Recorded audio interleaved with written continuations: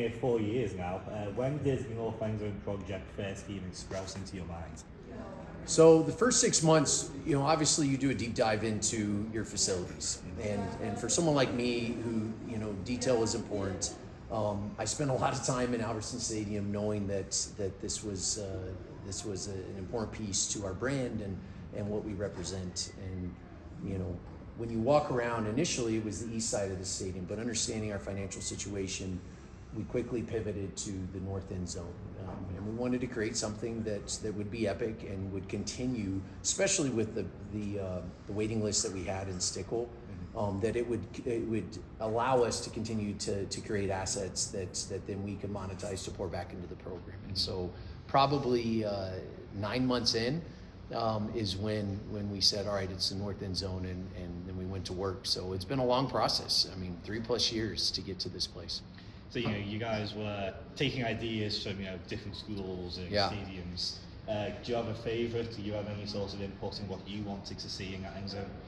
Not necessarily a favorite, but I'm fortunate. I get to go to a lot of facilities, and we played Washington last year, and you saw their end zone facility, and I thought they did a really good job. You heard them talk about the various facilities, Wisconsin and Arizona State and others that the team went and visited.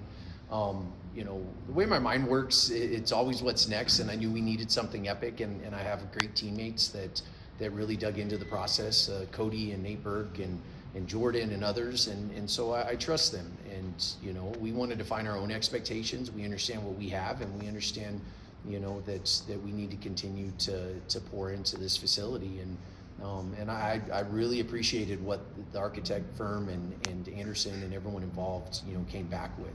We wanted it to be a little bit different, right? You don't want it to be copy and paste of what others are doing. And so there wasn't necessarily a favorite, but we knew there were some things that we wanted to check. We needed more loge boxes and suites and to create that experience. And then you look at the team walking out through this club, that was always something really cool as a Cowboys fan, to see that, and that was important to me, because Bronco Nation's important to us, and we want that connectivity back to them, and especially those people that are helping us build this facility. So this is super easy for you to get off the ground, obviously. What is it like to stand here today and see it become, a reality? Yeah, it's difficult to put into words. I'm hard on myself, and so when we weren't moving as quickly, I was getting frustrated. We knew that we needed more assets. We knew that we had a waiting list in Stickle. And so there was some frustration, but I had guys like Cody and Nate in my ear saying, JD, trust the process. And sometimes you need people like that. And, you get to this place, and I mentioned it when I was speaking, success is not a straight line. There are peaks and valleys, and it makes you appreciate the path and the process that much more. And so staying behind in Arizona and getting about 48 hours to get my mind right, I thought a lot about, some of the calls and when we thought maybe it wasn't going to happen, and then what we were faced with in terms of fundraising and other things. And, everything happens for a reason, and I'm really grateful for that ride.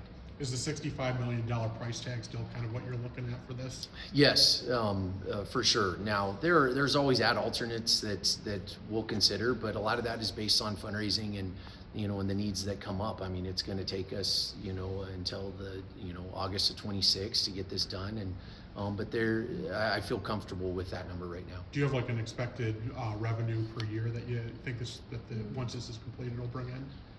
We do, and that's tied into our pro forma, and we're about 70% there in terms of what we've sold. We still got to sell quite a few club seats, but when you look at our sales timeline, we had to do something that most schools hadn't had to do, and so we had a very shortened time frame of 6 months to try to sell as much as we possibly could based on the cash that we needed to be able to put shovel in the ground. And so we still have a year plus to sell this out. Now the expectations don't change, whether it's inside the stadium or inside the new North End Zone facility. It's 6 games, 6 sellouts, and we're going to continue to grind forward. And I have confidence that Bronco Nation's going to step up and we'll sell it out. So you guys were talking about how this project obviously has a lot of elevated experiences, clubs, suites. What are you guys doing to ensure that there's still seats for maybe more cost-efficient seats, affordable seats for Bronco Nation fans that are very dedicated and still want to come to games? Yeah, that's a great question. It's actually providing us opportunities. We have a big stadium now. My goal is to get it to 40,000. we have other areas within this stadium that we're going to be able to provide those, cost-effective opportunities. And so I'm not as concerned about that, but I will, if I'm being transparent, it wears on me a little bit, the people that were in the north end zone.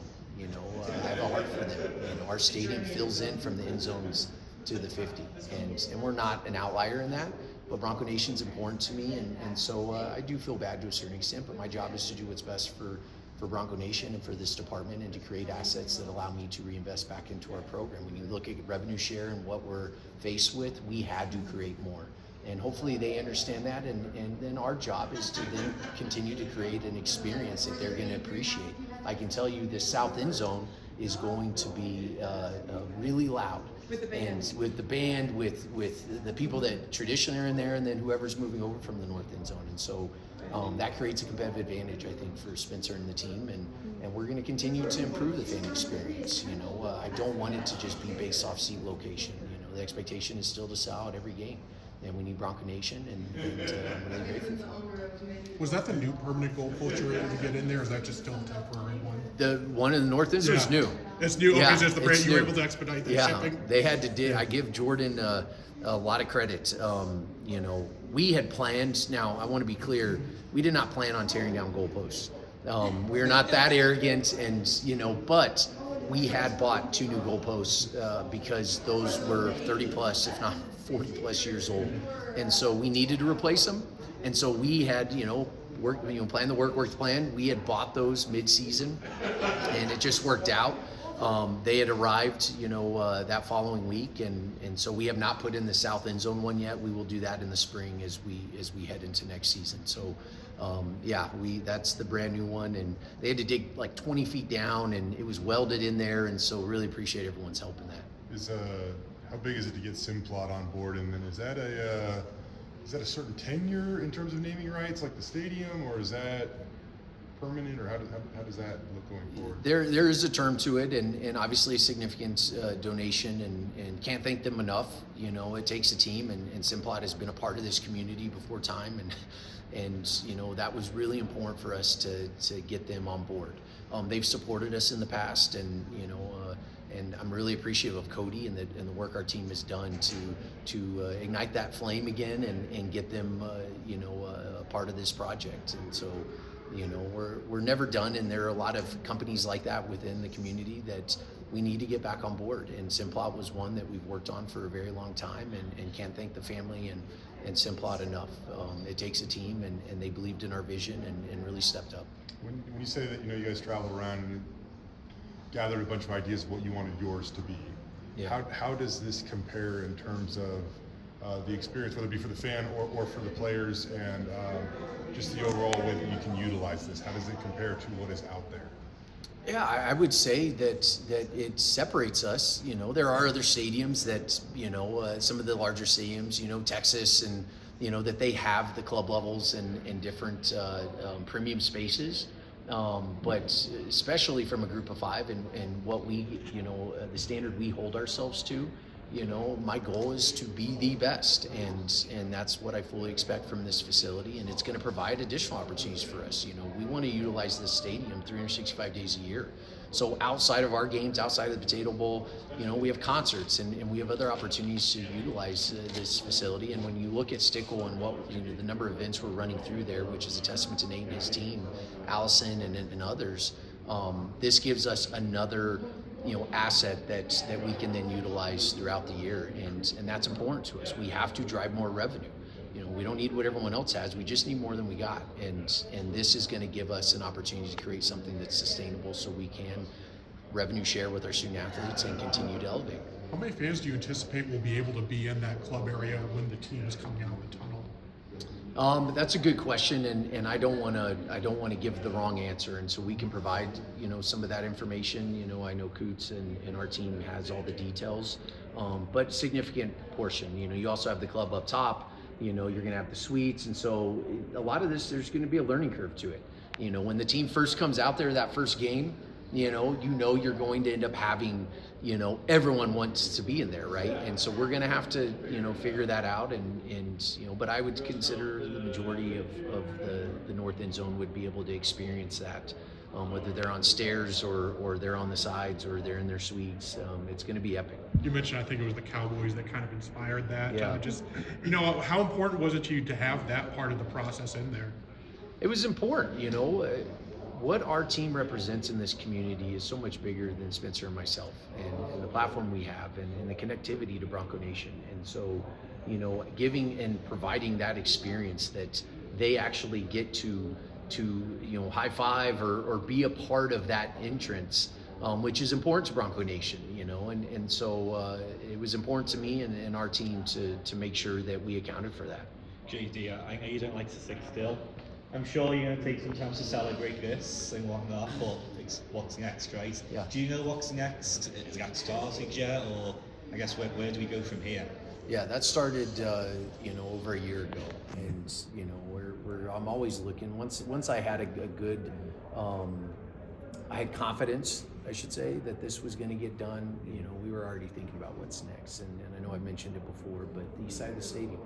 You know, we have to continue to do that. The north end zone is going to allow us to spread out our crowd and create the concourse space and the restrooms and those type of things that will relieve some of the pressure. But we still have to do some things to the east side of the stadium. You know, I look at what Colorado State did with the 50-yard line club, and it's down on the field, and the blue is powerful. And people want access, and you look how big our field is because of the track that was around it before.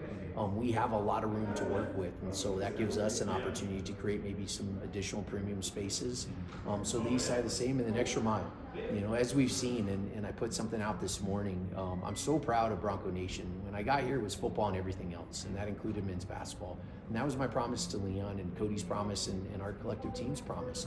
We are going to make it a priority, and to be able to sell out games. We have zero premium space inside Extra Mile. Now we do everything we possibly can. We have the Lyle Smith room. We added additional floor seats, but we have to create some level, some type of club level, you know, that we can continue to bring people in from this community. It takes a team, and I need to provide the assets and the opportunities for people to come to our events, and that ultimately helps us in revenue share and what's next for us as an industry.